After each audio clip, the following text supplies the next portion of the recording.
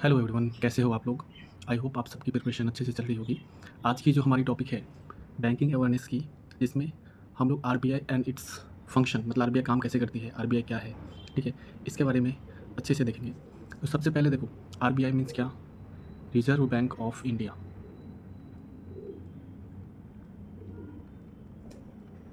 ठीक है। Reserve bank of India इसका फुल फॉर्म है। और आज मैं आप लोगों को जो जो भी बताने वाला हूँ, हर एक point exam point of view के लिए इंपॉर्टेंट है। सबसे पहले हम बात करेंगे इसके हिस्ट्री की, ठीक है। तो पॉइंट नंबर 1, इसका इस्टेब्लिशमेंट हुआ कैसे था, ठीक है। तो इसका इस्टेब्लिशमेंट 1926 में एक कमेटी है, Hilton young commission. Hilton young commission committee ने रिकमेंडेड किया था जो आरबीआई का इस्टेब्लिशमेंट होना चाहिए, ठीक है। फिर उसके बाद 1934 में आरबीआई एक्ट पारित हुआ, आरबीआई एक्ट, ठीक है। फिर आरबीआई एक्ट 1934 के तहत 1 अप्रैल 1935 को आरबीआई का क्या हुआ, इस्टेब्लिशमेंट हुआ।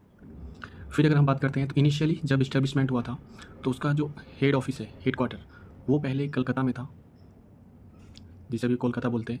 बट 1937 में उसका जो हेड ऑफिस है वो परमानेंटली मुंबई शिफ्ट हो गया, ठीक है। तो अगर अभी आपसे पूछेगा जो आरबीआई का हेड क्वार्टर किधर है, तो वो मुंबई में है, ठीक है।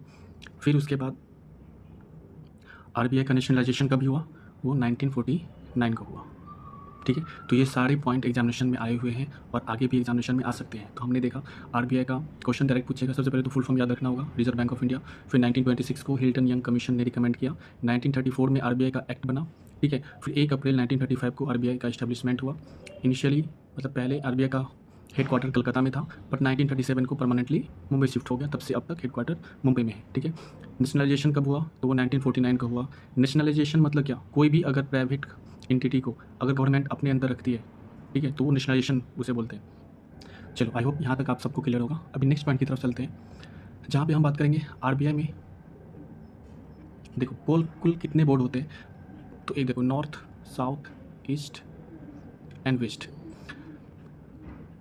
नॉर्थ में एक आरबीआई का बोर्ड है, ठीक है, लोकल बोर्ड। फिर ईस्ट में एक लोकल बोर्ड है, फिर साउथ में एक लोकल बोर्ड है, और वेस्ट में एक लोकल बोर्ड है, ठीक है। और एक जो सेंट्रल बोर्ड है, सेंट्रल बोर्ड जो कि मुंबई में। तो अभी हमें ये देखना है कि आरबीआई के सेंट्रल बोर्ड में कौन कौन आता है और कितने मेंबर रहते हैं। तो आरबीआई के सेंट्रल बोर्ड में एक गवर्नर होता है, ठीक है। फिर 4 डिप्टी गवर्नर होता है, ठीक है। फिर 4 लोकल बोर्ड के मेंबर होते हैं। लोकल बोर्ड मीन्स क्या, ये देखो, लोकल बोर्ड मीन्स नॉर्थ के लोकल बोर्ड, फिर ईस्ट के, साउथ के, वेस्ट के, ठीक है। तो इन चारों जोन के लोकल बोर्ड मेंबर होते हैं। फिर अगर आगे हम बात करेंगे और कितने मेंबर होते हैं, तो 2 मेंबर मिनिस्ट्री ऑफ फाइनेंस के 2 मेंबर होते हैं, और 10 मेंबर जो रहता है वो गवर्नमेंट ऑफ इंडिया इलेक्ट करता है, ठीक है। तो टोटल कितने मेंबर हो गए, तो अगर हम टोटल मेंबर की बात करेंगे, ठीक है, सेंट्रल बोर्ड में, तो टोटल 21 मेंबर होते हैं। और ये एग्जामिनेशन में डायरेक्ट क्वेश्चन आता है, गवर्नमेंट ऑफ इंडिया के टोटल कितने मेंबर होते हैं, ठीक है, या फिर डिप्टी गवर्नर कितने होते हैं। अभी हम लोग एक एक करके बात करते हैं। अगर हम बात करेंगे गवर्नर की, ठीक है, तो एट प्रेजेंट गवर्नर कौन है, बताओ आप लोग। एट प्रेजेंट आरबीआई का गवर्नर कौन है, तो आरबीआई का गवर्नर एट प्रेजेंट, उनका नाम है संजय मल्होत्रा, ठीक है। आरबीआई के गवर्नर अभी कौन है, संजय मल्होत्रा। इससे पहले कौन गवर्नर थे, श्री शक्तिकांत दास। अभी आपसे क्वेश्चन डायरेक्ट पूछ लेगा, ये जो संजय मल्होत्रा है वो कौन से नंबर के गवर्नर है, तो ठीक है, तो आप लोग ये पॉइंट याद रखो, 26 नंबर के गवर्नर हैं संजय मल्होत्रा। फिर आपसे क्वेश्चन पूछ सकता है कि फर्स्ट गवर्नर कौन थे आरबीआई के। आरबीआई के फर्स्ट गवर्नर कौन थे, तो फर्स्ट गवर्नर थे सर ऑसबोर्न स्मिथ, ठीक है। ये पहले गवर्नर थे आरबीआई के। फिर आपको एक पॉइंट और पूछ सकता है, जो फर्स्ट इंडियन गवर्नर कौन थे, राइट। तो फर्स्ट इंडियन गवर्नर कौन थे, सी डी देशमुख। तो ये पॉइंट भी आपको याद रखना है, first Indian governor C D Deshmukh थे। और एट प्रेजेंट में संजय मल्होत्रा आरबीआई के गवर्नर है, और वो कौन से नंबर के गवर्नर है, तो 26 नंबर के गवर्नर है, ठीक है। अभी हम बात करते हैं डिप्टी गवर्नर की। जो 4 डिप्टी गवर्नर है, आपको चारों के नाम भी याद रखने पड़ेंगे, ठीक है। तो अगर 4 डिप्टी गवर्नर है तो उसके नाम क्या क्या है। फर्स्ट नेम है एम डी पात्रा, यानी माइकल डी पात्रा।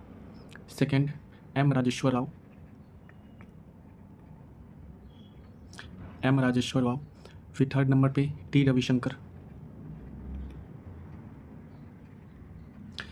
और 4th नंबर पे श्री स्वामीनाथन।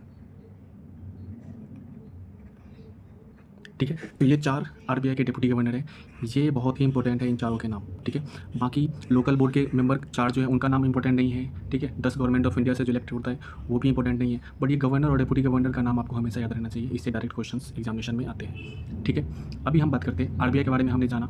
ठीक है, अभी हम बात करते हैं आरबीआई का फंक्शन क्या है। ठीक है, आरबीआई का क्या काम है, आरबीआई क्या क्या करती है। ठीक है, तो इस पर हम लोग आगे बात करते हैं। तो फर्स्ट पॉइंट है रेगुलेटर। देखो फंक्शन क्या क्या है आरबीआई का, तो रेगुलेटर ऑफ फाइनेंशियल सिस्टम, जो भी फाइनेंशियल रिलेटेड इंडिया में कुछ भी होती है तो आरबीआई देखती है। ठीक है, manager of foreign exchange reserve, ये काफ़ी इंपॉर्टेंट है। आपको अगर पूछेगा फॉरेन एक्सचेंज रिजर्व को इंडिया में कौन देखती है, तो मिनिस्ट्री ऑफ फाइनेंस नहीं होगा। कितने स्टूडेंट मिनिस्ट्री ऑफ फाइनेंस देखते करते हैं, ठीक करते हैं, वो नहीं, आरबीआई। आरबीआई ही मैनेजर है फॉरेन एक्सचेंज रिजर्व का। फिर आरबीआई का काम क्या है, करेंसी को इशू करना। ठीक है, जो भी करेंसी है वो इशू करती है आरबीआई। फिर अगर हम नेक्स्ट पॉइंट पे आते हैं, नेक्स्ट पॉइंट पे अगर 4th नंबर पॉइंट पे आएंगे तो आरबीआई क्या है, बैंकर्स बैंक। बैंकर्स बैंक मतलब क्या, बैंकों का बैंक। ठीक है, फिर अगर 5th नंबर पे जैसे देखो बैंकर्स बैंक मीन्स क्या, अगर आपको पैसे की नीड है तो आप बैंक जाते हो, बट क्या हो अगर बैंक को पैसे की अगर नीड होती है तो वो कहाँ पे जाती है, तो वो आरबीआई के पास ही जाती है पैसे लेने के लिए। ठीक है, तो उसी से वो किस रेट पे, जो जिस रेट पे पैसा लेती है उसे बोलते हैं रेपो रेट हो गया। ठीक है, फिर बैंक रेट हो गया, एमएसएफ हो गया, तो ये सारी रेट है जो हम आगे बात करेंगे जिस पे। तो ये तो हो गया बैंकर्स बैंक। फिर एक पॉइंट आता है, नेक्स्ट पॉइंट है बैंक टू द गवर्नमेंट। ठीक है, bank to the government means क्या, गवर्नमेंट का भी बैंक है आरबीआई। बैंकर्स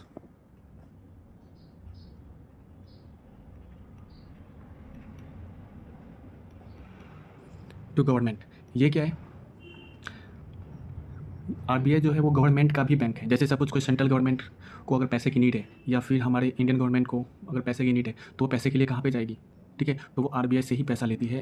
तो आपने एक वर्ड सुना होगा WMA, wages and means advance. ठीक है, ये वेजेस एंड मीन्स एडवांस के तहत गवर्नमेंट से पैसा ले सकती है। ओके, ये कौन से सेक्शन के अंदर आता है, वेजेस एंड मीन्स एडवांस कौन से सेक्शन में डिफाइन किया गया है, तो ये डिफाइन किया गया है सेक्शन 21 में। ठीक है, चलो अब नेक्स्ट पॉइंट की ओर चलते हैं। आरबीआई का जो एक और इम्पॉर्टेंट काम है, बैंकिंग रेगुलेशन एक्ट 1949 के तहत आपने सुना होगा कि आरबीआई ने आज इस बैंक पे फाइन मार दिया। ठीक है, तो पेनल्टी लगाने का काम भी किसका है, वो आरबीआई का ही काम है। ठीक है, फिर next point, RBI lender of last resort. Lender of last resort मतलब क्या, कि अगर कोई भी कमर्शियल बैंक को पैसे की नीड है और उसे कहीं से भी पैसे नहीं मिल रही है, ठीक है, तो एक अकेला ऑप्शन बचता है बैंकों के पास, कौन, आरबीआई।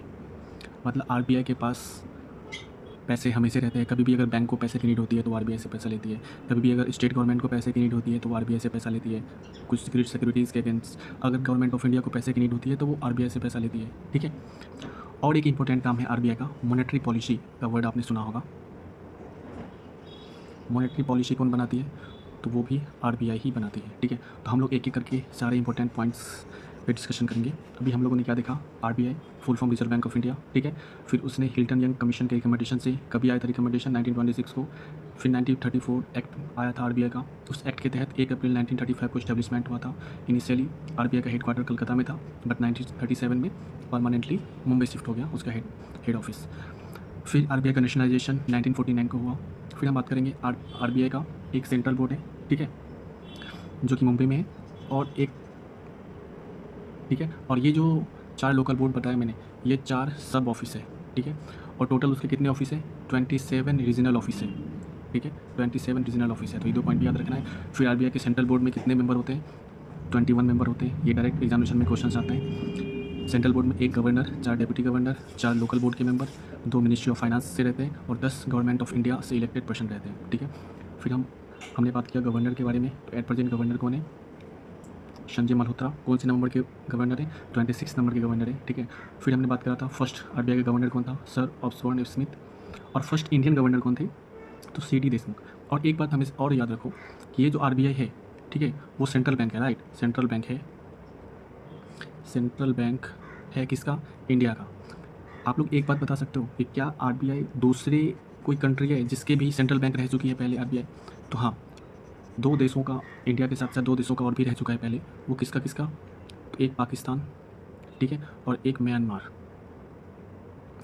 जिसका पहले नाम बर्मा था, ठीक है, वो पहले रह चुकी है, अभी नहीं। एट प्रेजेंट आरबीआई इंडिया का ही सेंट्रल बैंक है, बट वो पाकिस्तान के सेंट्रल बैंक के रूप में भी काम कर चुकी है पहले, और फिर म्यांमार के सेंट्रल बैंक के रूप में भी काम कर चुकी है पहले आरबीआई, ठीक है। फिर हम लोगों ने बात किया फंक्शन, आरबीआई के फंक्शन की, तो वो रेगुलेटर है हर पूरा फाइनेंशियल सिस्टम का, मैनेजर है, फॉरेन एक्सचेंज रिजर्व का मैनेजर है। फॉरेन एक्सचेंज रिजर्व का मैनेजर मीन्स क्या, कि वो चाहे तो करेंसी को डिवैल्यूएशन कर सकती है या फिर करेंसी को रिवैल्यूएशन कर सकती है, ठीक है, वो सारा आरबीआई के हाथ में है। फिर करेंसी इशू करती है, फिर बैंकर्स का बैंक है, वो हमने डीपली देखा। फिर बैंकर्स गवर्नमेंट का भी बैंक है। फिर बैंकिंग रेगुलेशन एक्ट 1949 के तहत वो बैंकों को पेनल्टी भी लगा सकती है। फिर लेंडर ऑफ लास्ट रिजॉर्ट, यानी कि अगर बैंक को पैसे की ज़रूरत है या फिर कोई भी गवर्नमेंट को पैसे की ज़रूरत है, अगर कहीं से भी पैसे नहीं मिल रहे हैं उसको, तो वो लास्ट ही एक ही ऑप्शन बचता है आरबीआई, ठीक है, तो इसीलिए उसे बोला गया लेंडर ऑफ लास्ट रिजॉर्ट। फिर मॉनेटरी पॉलिसी बनाने का काम किसका है, आरबीआई का ही काम है। मॉनेटरी पॉलिसी में आपने सुना होगा रेपो रेट, फिर रिवर्स रेपो रेट, ठीक है, फिर बैंक रेट, ठीक है, फिर एमएसएफ मार्जिनल स्टैंडिंग फैसिलिटी, ठीक है, फिर एसएलआर, ये सारे रेट मॉनेटरी पॉलिसी के अंदर आते हैं, ठीक है। अब हम लोग नेक्स्ट पॉइंट की ओर बात करते हैं। चलो, अब जो एक हमने पॉइंट देखा था इश्योर ऑफ करेंसी, करेंसी जो इशू होता है इसके बारे में हम लोग एक पॉइंट देखते हैं। तो देखो, करेंसी जहाँ पे इशू होता है उसे हम लोग क्या बोलते हैं, प्रिंटिंग प्रेस, ठीक है। तो इंडिया में प्रिंटिंग प्रेस कहाँ कहाँ पे है, अगर मैं आप लोगों से पूछूं, क्या कोई आइडिया है? प्रिंटिंग प्रेस मीन्स जहाँ पे नोट की प्रिंटिंग होती है वो कहाँ कहाँ पे है? तो देखो, सबसे पहले मैसूर, ठीक है, फिर नेक्स्ट नंबर पे आते हैं सालबोनी, फिर नेक्स्ट नंबर पे आते हैं देवास, ठीक है, और फिर नेक्स्ट नंबर पे आते हैं नासिक। तो ये टोटल 4 प्रिंटिंग प्रेस है पूरे इंडिया में जहाँ जहाँ पे नोट प्रिंट होती है, ठीक है। अब इसमें और इम्पोर्टेंट क्या है ना, ये जो मैसूर और शालबोनी है, ठीक है, 2, और ये जो देवास और नासिक है, तो मैसूर और शालबोनी ये प्रिंटिंग प्रेस आरबीआई का एक सब्सिडरी है, यानी आरबीआई के अंदर आता है, और ये देवास और नासिक ये जो है वो गवर्नमेंट ऑफ इंडिया के अंदर आता है। तो ये बहुत इंपॉर्टेंट है, आपको पूछ लेगा printing press government of India का जो प्रिंटिंग प्रेस है उसका नाम बताओ, तो वो देवास और नासिक में, और आरबीआई का जो प्रिंटिंग प्रेस है वो मैसूर और शालबोनी में, ठीक है। तो ये आरबीआई का कौन सा, आरबीआई का एक सब्सिडरी है, ठीक है, उसे बोला गया BRBNMPL,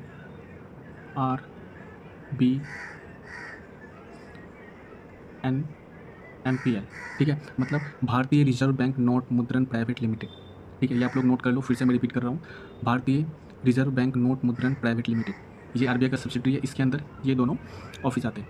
और नेक्स्ट गवर्नमेंट ऑफ इंडिया के जो है देवास और नासिक, वो किसके अंदर आता है, तो वो आता है SPMCIL, इसका फुल फॉर्म क्या होगा, देखो इसका फुल फॉर्म आप लोग नोट कर लो, secretary printing and minting corporation of India limited. फिर से मैं रिपीट कर रहा हूँ, secretary printing and minting corporation of India limited.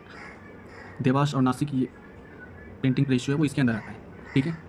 अभी नेक्स्ट पॉइंट आते हैं, ये तो हो गया आपको प्रिंटिंग प्रेस यानी नोट जो जहाँ जहाँ पे छपती है, ठीक है।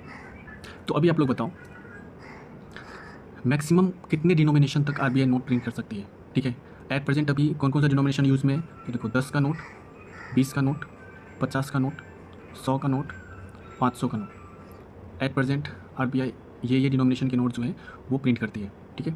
आप लोग सोच रहे होंगे 2 रुपीज़ के नोट भी तो हैं, 5 रुपीज़ के नोट भी तो सर्कुलेट रहते हैं। तो देखो अब आरबीआई 2 रुपीज़ और 5 रुपीज़ के नोट प्रिंट नहीं करती है, सर्कुलेशन में है, ठीक है, वो नोट अभी भी यूज़फुल है, चलेगा सर्कुलेशन में है तो, बट वो न्यू नोट अभी प्रिंट नहीं करती है 2 रुपीज़ के और 5 रुपीज़ के। फिर आप लोगों ने 1 रुपीज़ के नोट भी देखा होगा, तो एक बात हमेशा याद रखो, 1 रुपीज़ का नोट जो है ना वो प्रिंट कौन करती है, वो गवर्नमेंट ऑफ इंडिया के बिहाफ पे फाइनेंस मिनिस्ट्री प्रिंट करती है, और उस पर साइन किसका रहता है, उस पर साइन रहता है फाइनेंस सेक्रेटरी का, ठीक है। 1 रुपीज़ के नोट पे साइन रहता है फाइनेंस सेक्रेटरी का, बाकी जो भी नोट 1 रुपीज़ से अबव के हैं उस पर साइन किसका रहता है, उस पर साइन रहता है गवर्नर का, आरबीआई के गवर्नर का, ठीक है।